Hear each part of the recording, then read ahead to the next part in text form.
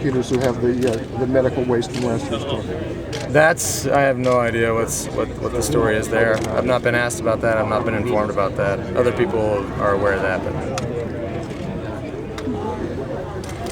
that it? Yeah.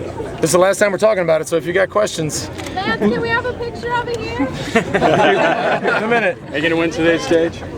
No. Is it that Lance? Floyd sort of, I mean, you guys were close friends Great question. It's very sad. It's very sad. I mean, I think at one point or another, all of us implicated have cared about Floyd. I mean, that's one thing we all share in common. We might be on different teams, come from different backgrounds, be in different places in our lives, but at some point or another, we share this bond that we all gave ladder to Floyd at some point in his life when he dug himself a hole. We gave him the ladder to dig out of the Mercury situation. Andy Reese came along and gave him a ladder to dig out of that hole. All the other friends have come. People aren't throwing him ladders anymore, and so it's. But I don't want to make a personal attack on Floyd Landis. I don't think he's a good guy or a bad guy. I think he's certainly has some issues. Listen, you know that as well as I do. I don't need to share. I'm not breaking any news here with you guys. And Do you remember any good times with him?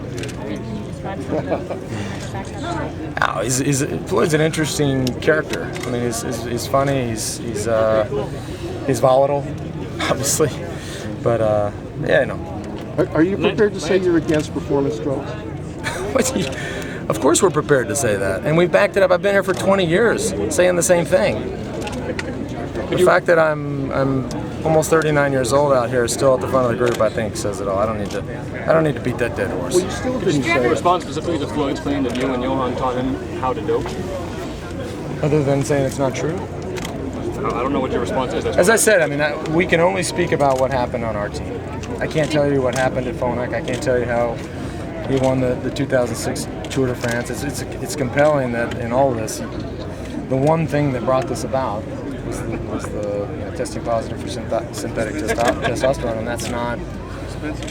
He denies that still, which is slightly odd. But we categorically denied that we were at all in any way involved in teaching anybody. Forget about Floyd. Teaching anybody how to do that.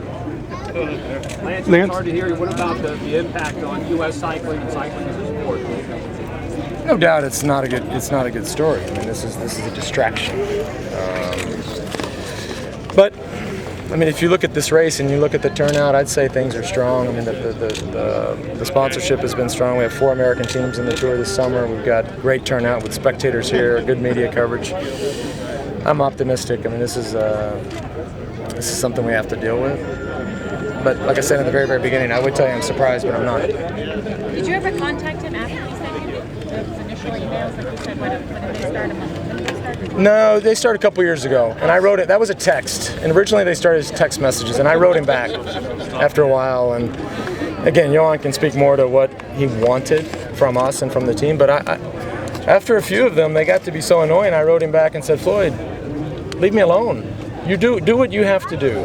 I'm going to be fine. Don't worry about me.